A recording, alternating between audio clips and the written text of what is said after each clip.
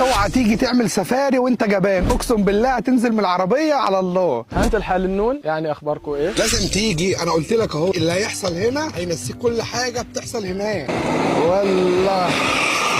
فيديو النهارده من السفاري بواحد سيوه. الناس بتسافر بره تدفع ارقام كبيره عشان تعمل رحلات سفاري، انت هنا هتعملها بتكلفه بسيطه، رحله مجنونه لازم تعملها. معانا كل الناس في العربيه كله قال كل الادعيه اللي ممكن يفتكرها، فانت لازم تيجي تعمل الرحله دي.